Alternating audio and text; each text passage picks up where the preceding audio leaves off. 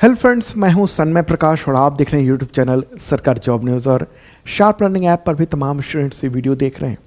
तो बहुत ही महत्वपूर्ण ये करंट अफेयर्स है आज का।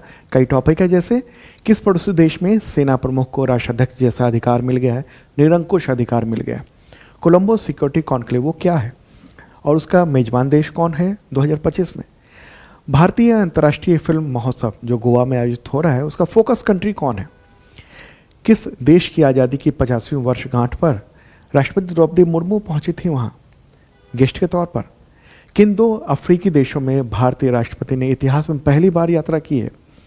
भारत और किस देश के बीच में बेलगावी में कर्नाटक में सैन्य अभ्यास शुरू हुआ है, मित्र शक्ति। एक लेटेस्ट रिपोर्ट आई है ग्लोबल ट्यूबरक्लोसिस रिपोर्ट 2025। तो उसके अनुसार कितना प्रतिशत मामले टीबी के गिरे हैं, कम हुए हैं एक साल में, और दुनिया भर में जितने टीबी के मामले हैं तो उसका कितना प्रतिशत भारत में है। और भी कई सारे महत्वपूर्ण टॉपिक्स हैं, सब पर चर्चा करेंगे दोस्तों। तो शुरू करते हैं। और आपने ये मैराथन वीडियो देखा होगा, संडे को हम लोग लेकर आए थे, लाइव चला था 7, 8, 9 घंटे का। और ये जनवरी से लेकर नवंबर तक का टोटल करंट अफेयर्स है इसमें, ठीक है, 15 नवंबर तक का। तो अगर नहीं देखा है तो ज़रूर देखिए जाकर। यूट्यूब चैनल सरकारी जॉब न्यूज़ पर और ऐप पर भी अवेलेबल करवा दिया गया है। ये 11 महीने का मैराथन, और इससे बाहर क्वेश्चन मुझे तो उम्मीद नहीं है कि आएगा, ठीक है। इससे क्वेश्चन टकराएंगे बहुत। चलिए शुरू करते हैं दोस्तों। और आज का इंपॉर्टेंट करंट अफेयर्स, और पसंद आए तो लाइक बटन बनता है ना। क्वेश्चन यहाँ पर होगा, WHO की ग्लोबल टीबी रिपोर्ट 2025 के अनुसार भारत में तपेदिक यानी ट्यूबरक्लोसिस के मामलों में कितने प्रतिशत की गिरावट देखने को मिली है। आंसर क्या होगा, 21%। और ये न्यूज़ देखिए, tuberculosis incidence falling in India by 21% a year, WHO report ये कह रहा है। तो एक अच्छी रिपोर्ट देखने को मिली है। देखिए, दुनिया भर में जो टीबी के मामले की कमी हो रही है वो 12% है, 12% है, और भारत में लगभग दोगुना 21% ये देखने को मिला है। तो ये स्वास्थ्य क्षेत्र में एक बड़ी उपलब्धि भी देखने को मिल रही है, लेकिन अभी भी चुनौतियाँ बड़ी हैं। तो कुछ महत्वपूर्ण आंकड़े देखते हैं, फिर डिटेल में आप समझ पाएंगे, ठीक है। तो देखिए, भारत में जो टीबी की घटना है 2015 में प्रति 1 लाख जनसंख्या पर 237 थी, 237 थी, जो कि 2024 में घटकर ये 187 रह गई है। अब आप कहेंगे रिपोर्ट तो 2025 की, आप 2024 की बात क्यों कर रहे हैं। तो देखिए, रिपोर्ट जो है ना नवंबर में आई है, ओके, अभी 2025 ख़त्म तो नहीं हुआ है ना, तो डेटा 2024 का ही तो आएगा। तो ये डेटा ये देख रहे हैं आप, ठीक है। तो ये जो 21% की गिरावट है उसको स्वास्थ्य मंत्रालय ने जो लेटेस्ट तकनीक है, सामुदायिक भागीदारी है इसमें, उन सब को देखते हुए उसका नतीजा कहा है।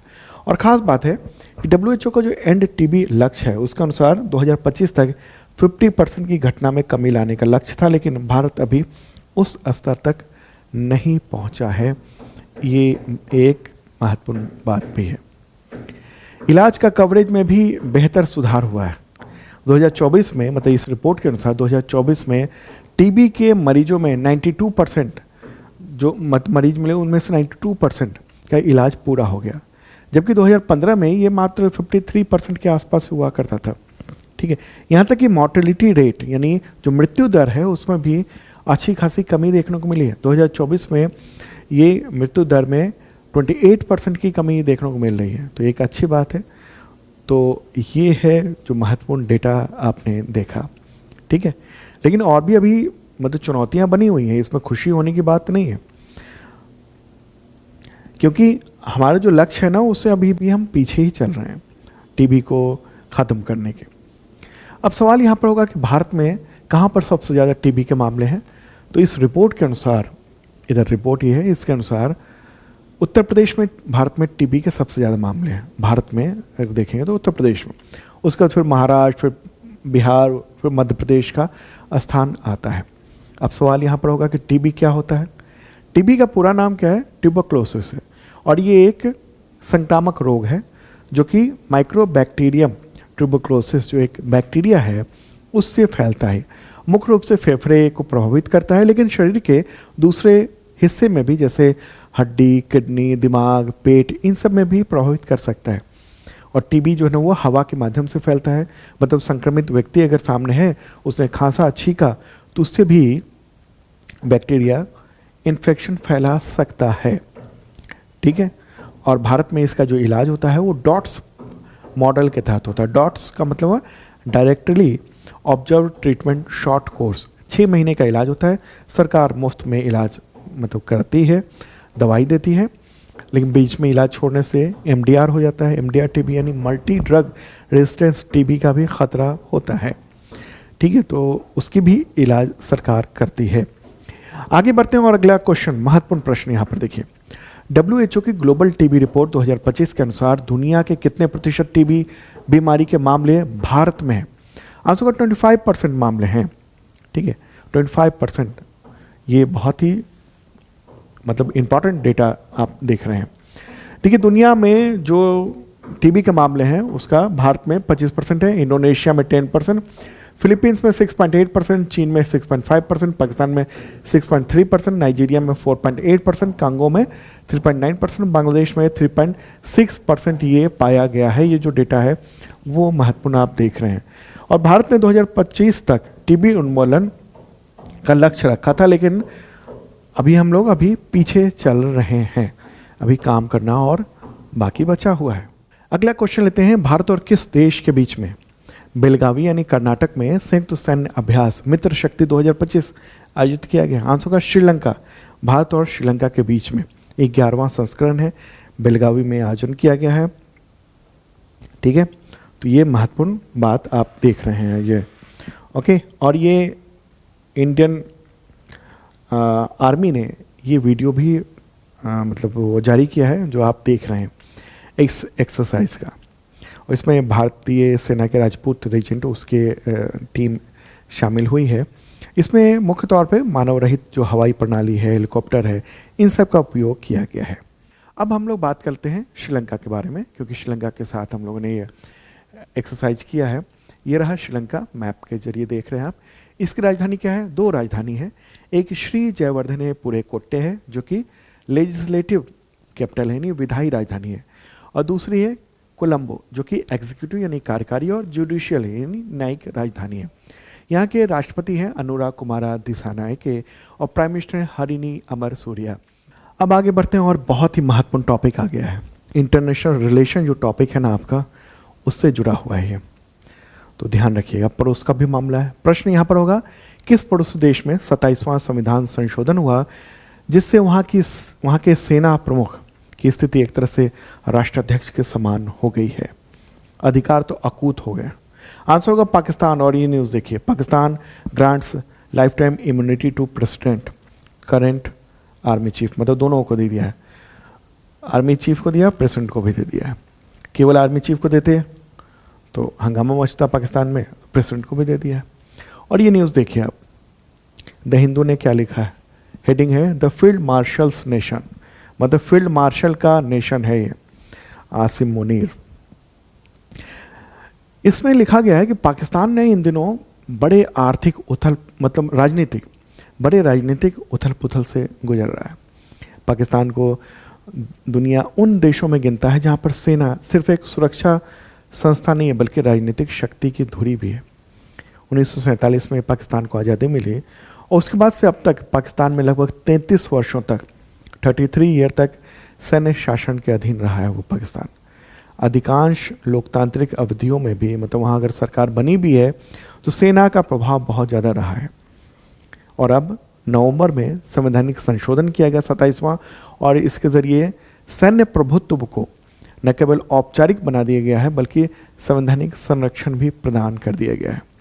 तो ये अब सर्वाधिक शक्तिशाली मतलब पावरफुल व्यक्ति बन गए हैं जिसका प्रभाव राजनीति, न्यायपालिका, संघ संरचना, लोकतांत्रिक भविष्य, इन सब पर असर पड़ रहा है। अब पाकिस्तान में सेना प्रमुख को तख्ता पलट करने की ज़रूरत नहीं है बल्कि अपरोक्ष रूप से और संवैधानिक रूप से कहिए सत्ता पर कमांड की पूरी स्थिति हो गई है, राष्ट्राध्यक्ष के समान बन गई है। अब क्या क्या हुआ है, महत्वपूर्ण बात ये हुई है। एक तो आपको पता होगा ना, कुछ दिन पहले की बात है, कुछ महीने पहले की बात है, जब ऑपरेशन सिंदूर हुआ उसके बाद मुनीर को जो है ना वो पदवी बढ़ा दी गई, वहाँ के सेना प्रमुख को फील्ड मार्शल का दर्जा दिया गया और 5 सितारा रैंक दे दी गई। आमतौर पे जो जनरल होते हैं 4 सितारे होते हैं, वो 5 सितारे हैं। ओके, तो पाकिस्तान सरकार ने इसे राष्ट्रीय सुरक्षा में असाधारण योगदान और रणनीतिक जो नेतृत्व है उसके समान बताकर ये रैंक दिया था। और इससे पहले अयूब खान के पास फील्ड मार्शल का पद था। अब क्या क्या हुआ है इसमें, जो संविधान संशोधन हुए हैं 27वां, उसमें क्या क्या चीज़ें देखने को मिली है।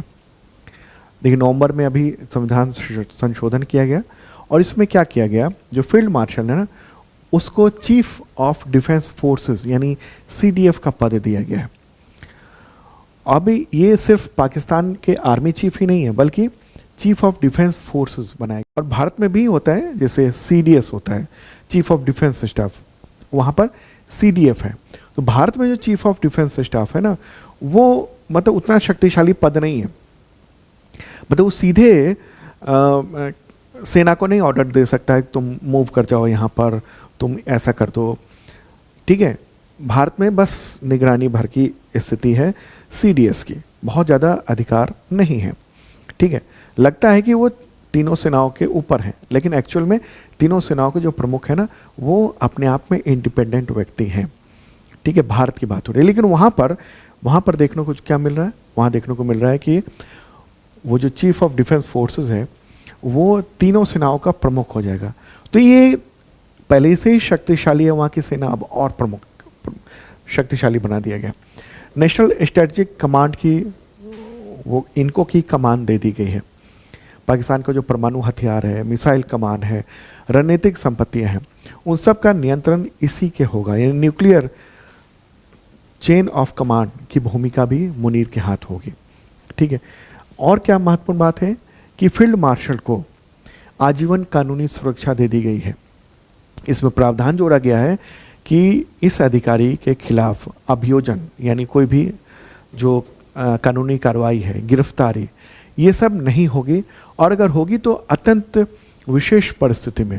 और जो इम्पीचमेंट का जो प्रक्रिया होती है राष्ट्रपति की इम्पीचमेंट की, वैसी प्रक्रिया संसद को अपनानी पड़ेगी। तो ये केवल फील्ड मार्शल पर ही लागू होगा, और इस तरह की इम्यूनिटी हालांकि राष्ट्रपति को भी दी गई है। अब आप कहेंगे कि इससे क्या फ़र्क पड़ गया, इससे फ़र्क ये पड़ गया, आप देखिए, जब जनरल परवेज मुशर्रफ वो वहाँ के सत्ता पर काबिज हुए, तख्ता पलट किया, रहे कुछ वक्त तक, और जब वहाँ नागरिक सरकार आई तो सुप्रीम कोर्ट ने उनको फांसी की सज़ा देने का ऐलान कर दिया था। फांसी की सज़ा क्यों? क्योंकि जो शासन व्यवस्था है राजनीतिक और लोकतांत्रिक, उसको हटा के संविधान को ही खत्म कर देने का काम किया था। अब क्या किया गया है, अब सेना ने क्या किया है कि संवैधानिक रूप से ही खुद को मजबूत कर लिया है सेना के चीफ ने, ठीक है। तो ये है बहुत ही महत्वपूर्ण बात है। मतलब सरकार सीधे सीधे अब अधिकारी को हटा नहीं सकती है, एक तरह से सेना प्रमुख से राष्ट्राध्यक्ष की हो गई है। इसके अलावा क्या हुआ है, न्यायपालिका पर नियंत्रण बढ़ाने का भी प्रयास हुआ है। और इस संविधान संशोधन के साथ मतलब इसमें क्या है कि फेडरल कॉन्स्टिट्यूशनल कोर्ट की स्थापना कर दी गई है। एक नई अदालत जो सुप्रीम कोर्ट का भी सुप्रीम बन गया है। ये सुप्रीम कोर्ट पाकिस्तान में होता है, हर देश में होता है, वो सब कुछ होता है, और उसके पास संविधान, जैसे भारत में है ना, सुप्रीम कोर्ट के पास संविधान की समीक्षा का अधिकार है। अब ये अधिकार संविधान की समीक्षा का वो छीन लिया गया है सुप्रीम कोर्ट से, और ये दे दी गया है फेडरल कॉन्स्टिट्यूशन कोर्ट को।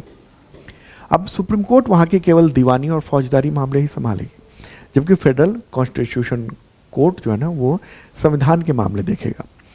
और इसके जो जज हैं उसकी नियुक्ति राष्ट्रपति, प्रधानमंत्री और CDF यानी मुनीर, ये नियुक्त करेंगे। तो ये मतलब ये है कि पूरी न्यायिक नियुक्तियों पर सीधा प्रभाव आर्मी चीफ का होगा। तो सुप्रीम कोर्ट में वहाँ बिल्कुल उथल पुथल मची हुई है। कई सारे जज, हाई कोर्ट के भी, सुप्रीम कोर्ट के भी, उन्होंने इस्तीफा दे दिया है, और पाकिस्तान में इसका विरोध चल रहा है बहुत ज़्यादा 27वें संविधान संशोधन का। तो द हिंदू न्यूज़पेपर जो है ना, वो लिखता है कि ये हाइब्रिड रूल है। इसका मतलब ये हुआ कि सेना सिर्फ पर्दे के पीछे नहीं, बल्कि संविधान के भीतर से ही वैधानिक शक्तियों के साथ शासन में केंद्रीय भूमिका निभाना शुरू कर दिया है उसने। ठीक है, अब तक केवल दबाव से काम चलता था, लेकिन अब तो संवैधानिक अधिकार ही दे दिए गए हैं। तो जब भारत के पड़ोस में इतना सब कुछ हो रहा है तो भारत को नज़र रखना जरूरी है, और आपको भी ये सब चीज़ें जो जानना वो बहुत ही ज़रूरी है। ये जो खबर आपने देखी ये काफ़ी प्रमुखता से तमाम न्यूज़पेपर्स में दिया हुआ है। पड़ोस का मामला इसलिए ज़्यादा ज़रूरी है आपके लिए जानना। अब भारत के लिए रणनीतिक महत्व का भी मामला है कि वहाँ जो बदलाव हो रहा है तो उस पर काफ़ी नज़र रखना ज़रूरी है, क्योंकि इससे क्षेत्रीय जो स्थिति है उस पर काफ़ी प्रभाव पड़ता है। मुझे लगता है कि ये पूरी बातें आप समझ चुके होंगे बेहतरीन ढंग से। अब चलें, अब हम लोग आगे बढ़ते हैं और अगला टॉपिक लेते हैं, महत्वपूर्ण प्रश्न लेंगे हम लोग। ठीक है, नेक्स्ट जो क्वेश्चन है वो सामने देख रहे हैं आप। अच्छा, ये जो ना पाकिस्तान का सुप्रीम कोर्ट है, अब सुप्रीम कोर्ट केवल डब्बा टाइप का रह गया है, कोई अधिकार ही नहीं है बहुत कुछ। ठीक है, इसी सुप्रीम कोर्ट ने एक समय परवेज मुशर्रफ को फांसी की सज़ा दी थी, मतलब आदेश दिया था, वो लागू नहीं हुआ था। अब इस तरह की एक्टिविटी ना हो इसके लिए इससे ही अधिकार बहुत सारे छीन लिए गए। चलिए आगे बढ़ते हैं और अगला क्वेश्चन लेते हैं, महत्वपूर्ण प्रश्न लेते हैं। राष्ट्रपति द्रौपदी मुर्मू ने नवंबर 2025 में किन 2 देशों की यात्रा की जो किसी भारतीय राष्ट्राध्यक्ष की इन देशों में पहली राजकीय यात्रा रही? इस तरह से सवाल आ सकता है। आंसर क्या होगा इसका? अंगोला और बोत्सवाना, ये दोनों अफ्रीकी देश है। तो 8 से 13 नवंबर तक अंगोला और बोत्सवाना की राजकीय यात्रा पर राष्ट्रपति थी, और दोनों देशों में उन्होंने संसद को भी संबोधित किया है। और एक बार मैप के ज़रिए इस चीज़ को देख लेते हैं, कहाँ पर ये 2 देश। ये अपना प्यारा भारत है और ये है अफ्रीका, विशालकाय है। उसी में यहाँ आप देखेंगे ना, ये है बोत्सवाना, ठीक है, रेड कलर में देख रहे हैं, और इसी के पास में ये है अंगोला, ये वाला देश पड़ोसी नहीं है, बोत्सवाना का पड़ोसी नहीं है। ठीक है, ये है अंगोला। तो राष्ट्रपति जो है ना वो पहले अंगोला गई, उसके बाद फिर बोत्सवाना गई। ठीक है, और भारतीय विदेश मंत्रालय ने इस यात्रा को अफ्रीकी क्षेत्र में दोनों देशों के साथ सहयोग और साझेदारी के विस्तार के नए रास्ते खोलने के प्रयास का एक हिस्सा बताया। ठीक है, तो 11 नवंबर को अंगोला में भारतीय राष्ट्रपति द्रौपदी मुर्मू ने वहाँ की आज़ादी के 50वीं वर्षगांठ समारोह में भी हिस्सा लिया। फिर 12 नवंबर को बोत्सवाना में राष्ट्रपति ड्यूमा गिदोन बोको उनके साथ मुलाकात की, और इस दौरान बोत्सवाना के नेचर रिजर्व में द्रौपदी मुर्मू ने 8 जो चीते हैं उसको प्रतीकात्मक रूप से उनको सौंपा गया राष्ट्रपति को। ठीक है, चीते सीधे नहीं सौंपे गए, प्रतीकात्मक रूप से वो चीते भारत लाए जा रहे हैं बोत्सवाना से। मैंने आपको पहले बताया था। आप देखिए कि जो चीते हैं ना, एक बार मैप के देख देते हैं, फिर आपको बेहतर ढंग से समझ में आएगा। ठीक है, ओके, तो ये अफ्रीका है, और आप ये देखिए इधर ये है नामीबिया, यहाँ से चीते आए थे, और ये है साउथ अफ्रीका, यहाँ से चीते आ चुके हैं। अब तीसरा देश है बोत्सवाना, जहाँ से चीते आ रहे हैं, 8 चीते। ओके, तो यहाँ पर मुलाकात करने राष्ट्रपति वहाँ पर पहुँचे थे। ओके, अच्छा, बोत्सवाना जो है ना ये लैंड लॉक्ड देश है। इसकी राजधानी क्या है? गैबरॉन। राष्ट्रपति हैं ड्यूमा गिदोन बोको, और मुद्रा यहाँ पर पुला है, और दुनिया के सबसे बड़े हीरा उत्पादक देशों में से ये एक है। ठीक है, और ये है अंगोला। ठीक है, यहाँ की जो राजधानी है ना लुआंडा है। क्या है? लुआंडा। राष्ट्रपति हैं यहाँ के जाओ लोरेंको, जाओ लोरेंको। ठीक है, मुद्रा यहाँ पर चलती है अंगोला कांजा। क्या है? अंगोला कांजा। और पुर्तगाल से इसको आज़ादी मिली थी 11 नवंबर 1975 को, तो ही 50 वर्ष इसके पूरे हुए हैं। ठीक है, चलिए आगे बढ़ते हैं और अगला क्वेश्चन लेते हैं। उससे पहले आपको इन्फॉर्मेशन दे दूं कि ये जो वीडियो देख रहे हैं इसका PDF फ्री में आपको मिल जाएगा शार्प लर्निंग ऐप पर। वहाँ आप फ्री करंट अफेयर्स वाले ऑप्शन में जाएंगे ऐप पर, तो डेली का PDF अवेलेबल रहता है। लेकिन अगर आप शानदार करंट अफेयर्स की तैयारी करना चाहते हैं और इस साल का 2025 का टोटल करंट अफेयर्स लेना चाहते हैं, तो आप ये परचेज कर सकते हैं। वहाँ पर अवेलेबल है करंट अफेयर्स कोर्सेज में, पेड है, हिंदी और इंग्लिश दोनों लैंग्वेज में मिल जाएगा। 2025 का current affairs MCQ with notes, 1 line और ओनली MCQ। और अगर आप शानदार तैयारी करना चाहते हैं करंट अफेयर्स की, तो 2 तरह के मेंबरशिप प्लान हैं। एक बेसिक मेंबरशिप प्लान है जो एसएससी, टीचर, रेलवे, पुलिस इन सब के लेवल का है, और दूसरा है आईएसपीसीएस लेवल का। इसमें क्या मिलता है ना, पीडीएफ मिलता है, वीडियो मिलता है, मॉक टेस्ट मिलता है, और ये सब वीकली, मंथली, ईयरली ये सब कुछ होते हैं। और अभी 2025 का मिलेगा, अगले 1 साल तक अपडेट आपको मिलेगा 2026 तक, और 2024 का भी कंटेंट मिल जाएगा। इसके अलावा एग्जाम वाइज टेस्ट सीरीज भी मिल जाएंगे आपको। तो शार्प लर्निंग ऐप पर देख सकते हैं आप, और ये हेल्पलाइन चैट नंबर है, तो इस पर चैट भी कर सकते हैं। एक और इन्फॉर्मेशन दे दूं कि रेलवे एनटीपीसी के क्लासेस शुरू हो चुके हैं, लाइव क्लासेस, और ज्वाइन कर सकते हैं आप अगर आपने अब तक ये कोर्स परचेज नहीं किया है तो। ठीक है, बिहार के भी ढेर सारे एग्जामिनेशंस चल रहे हैं, मतलब नोटिफिकेशन आ चुके हैं, तो उसके लिए मतलब दरोगा, एडीओ, कांस्टेबल, स्टेनोग्राफर, इंटरस्तरीय सहायक परीक्षक, सीजीएल, अलग अलग बैच भी है, और एक बैच है ऑल इन वन बैच। तो शानदार ढंग से तैयारी चल रही है। इसमें नोट्स भी, हैंड रिटन नोट्स भी दिए जा रहे हैं, टेस्ट दिए जा रहे हैं, क्लासेस चल रही हैं, आप ज्वाइन कर सकते हैं। और 72वीं बीपीएससी की तैयारी करना चाहते हैं, वो भी बैच शानदार ढंग से चल रहा है। तो शार्प लर्निंग ऐप है, वहाँ पर जाकर आप इसे देख सकते हैं। अगला क्वेश्चन यहाँ पर है, महत्वपूर्ण प्रश्न कि राष्ट्रपति द्रौपदी मुर्मू नवंबर 2025 में किस देश की आज़ादी की 50वीं वर्षगांठ पर आयोजित समारोह में शामिल हुई? आंसर क्या होगा, मैंने अभी अभी बताया है, आंसर होगा अंगोला। ठीक है, अंगोला के 50वें स्वतंत्रता दिवस समारोह में वो वहाँ पहुँची थी। और एक और बात है कि किसी भी भारतीय राष्ट्राध्यक्ष की अंगोला में ये पहली यात्रा थी, फर्स्ट, और बोत्सवाना में भी पहली यात्रा थी। आगे बढ़ते हैं और अगला क्वेश्चन लेते हैं। भारतीय अंतर्राष्ट्रीय फिल्म महोत्सव यानी international film festival of India 2025 का country of focus, partner country और स्पॉटलाइट कंट्री क्रमशः इनमें से कौन है? तो कौन है? आंसर क्या होगा, जापान, स्पेन, ऑस्ट्रेलिया। ठीक है, तो ये international film festival of India ये कहाँ पर आयोजित किया जाता है? गोवा में हर साल आयोजित किया जाता है। और ये कब से कब तक है? इस बार 20 से 28 नवंबर तक ये आयोजन किया जा रहा है। और कुछ पॉइंट्स भी मैंने यहाँ पर दे दिया है।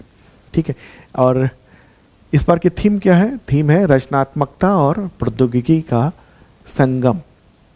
अब ये याद रखना है आपको कि इसके लिए ये भारत सरकार के द्वारा आयोजित है, तो इसके लिए जो कंट्री ऑफ फोकस तय किया गया है वो है जापान, पार्टनर कंट्री स्पेन है, और स्पॉटलाइट कंट्री है ऑस्ट्रेलिया। तो ये भी सवाल इस तरीके से भी पूछे जा सकते हैं। और दोस्तों, पसंद आ रहा हो तो लाइक बटन दबा दीजिए ना, और सब्सक्राइब कर लीजिए इस चैनल को ज़रूर रेगुलर वॉच करने के लिए। अगला क्वेश्चन लेते हैं, राष्ट्रीय प्रेस दिवस यानी नेशनल प्रेस डे कब मनाया जाता है? आंसर होगा 16 नवंबर को मनाया जाता है। क्यों? देखिए, ये बात है 1956 की। उस समय भारत में प्रेस की स्वतंत्रता की रक्षा के लिए एक प्रेस परिषद या प्रेस काउंसिल बनाने के लिए योजना बनी थी। 4 जुलाई 1966 को प्रेस काउंसिल ऑफ इंडिया की स्थापना हुई, और ये प्रभावी हुई थी 16 नवंबर 1966 से 1966 में। इसलिए 16 नवंबर को ये राष्ट्रीय प्रेस दिवस के तौर पर मनाया जाता है। ठीक है, तो प्रेस काउंसिल ऑफ इंडिया वो भारतीय प्रेस यानी खास तौर पर वो अखबार और जो आपको मैगजीन्स हैं प्रिंटेड, उन सब की गुणवत्ता वगैरह की देखती है, निगरानी रखती है। ओके, अच्छा, सवाल यहाँ पर होगा कि भारतीय प्रेस परिषद यानी प्रेस काउंसिल ऑफ इंडिया उसके अध्यक्ष कौन है? तो न्यायमूर्ति रंजना प्रकाश देसाई।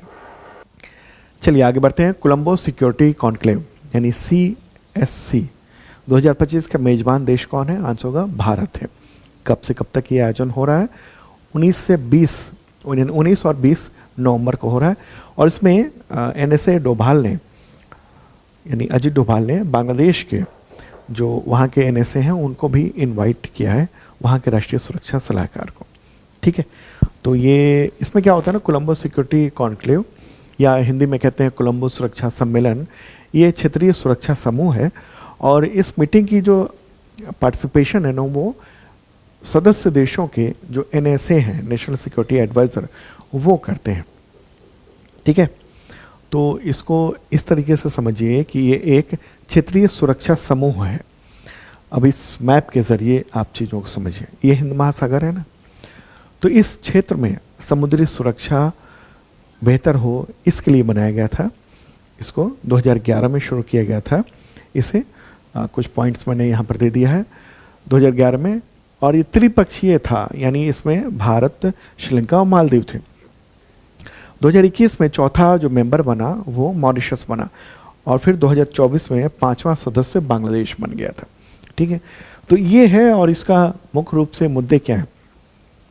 इस क्षेत्र में समुद्री सुरक्षा हो सके, आतंकवाद, कट्टरपंथ, इन सब का मुकाबला करना, तस्करी जो होती है उन सब को रोकना, अंतर्राष्ट्रीय जो संगठित अपराध है उसका मुकाबला करना, साइबर सुरक्षा, महत्वपूर्ण बुनियादी ढांचे, मानवीय सहायता, आपदा राहत, इन सब यहाँ पर वो मजबूत रखना। इसका दूसरा मकसद भी है। दरअसल देखिए, हिंद महासागर में चीन की जो नौसेना है उसकी उपस्थिति लगातार बढ़ती जा रही है। मतलब सेना के जहाज, उसके नौसेना के वहाँ यहाँ आते हैं, निगरानी वगैरह करने का काम करते हैं। तो ये हुआ, ये शुरू में भारत के रणनीतिक हलकों में इससे चिंता पैदा हुई, और तो इसलिए भी ये बहुत ही महत्वपूर्ण हो जाता है। ठीक है, ये एक इम्पॉर्टेंट चीज़ें हो गई हैं। ओके, आगे बढ़ते हैं दोस्तों। अगला क्वेश्चन, राष्ट्रीय मिर्गी दिवस कब मनाया जाता है? तो ये है 17 नवंबर को। एपिलेप्सी फाउंडेशन ऑफ इंडिया, उसके द्वारा ये जो है ना दिवस मनाया जाता है। और WHO के अनुसार, वर्ल्ड हेल्थ ऑर्गेनाइजेशन के अनुसार, दुनिया में 50 मिलियन मिर्गी के मरीज हैं। भारत में लगभग 10 मिलियन के आसपास बताए जा रहे हैं। ओके, और अगर आप देखें कि अंतर्राष्ट्रीय मिर्गी दिवस कब मनाया जाता है, तो वो हर वर्ष फरवरी के दूसरे सोमवार को मनाया जाता है। लेकिन राष्ट्रीय मिर्गी दिवस वो जो है ना वो 17 नवंबर को मनाया जाता है। मिर्गी क्या है? देखिए, जो हमारा पूरी जो बॉडी है ना वो इलेक्ट्रिक एक्टिविटी से चलती है। ब्रेन में जो विद्युत गतिविधि होती है तो उसी के जरिए हम ना तुरंत मतलब हाथ उठा लेते हैं, सोचते ही। ये कैसे होता है? वो इलेक्ट्रिक सिग्नल के ज़रिए होता है। तो कुछ लोगों में क्या होता है ना, वो जो इलेक्ट्रिक गतिविधि है वो असामान्य हो जाती है, तो इसकी वजह से दौरे पड़ते हैं। ठीक है, और वो ठीक भी हो सकते हैं उसका इलाज कराने से, काफ़ी कुछ। अगला क्वेश्चन लेते हैं, भारतीय महिला विश्व कप 2025 विजेता टीम की किस खिलाड़ी को पश्चिम बंगाल पुलिस में DSP पद पर नियुक्ति दी गई है? आंसर होगा ऋचा घोष। क्या नाम है? ऋचा घोष। और ये न्यूज़ देख रहे हैं आप द हिंदू के स्टार स्पोर्ट्स में। तो पश्चिम बंगाल की जो चीफ मिनिस्टर हैं ममता बनर्जी, उन्होंने ही 8 नवंबर को इनको, ऋचा घोष को DSP पद पर नियुक्त किया है। ऋचा घोष। ओके, तो महत्वपूर्ण बात रही। तो दोस्तों, ये था इंपॉर्टेंट करंट अफेयर्स। और मैराथन वीडियो अगर नहीं देखा है ज़रूर देखिए, ऐप पर भी अवेलेबल है और यूट्यूब पर भी अवेलेबल है। ठीक है, और उसका PDF भी आप डाउनलोड कर सकते हैं, ले सकते हैं करंट अफेयर्स मेंबरशिप प्लान के ज़रिए। और डेली करंट अफेयर्स अब मिलेगा आपको मॉर्निंग को ही। Okay, bye.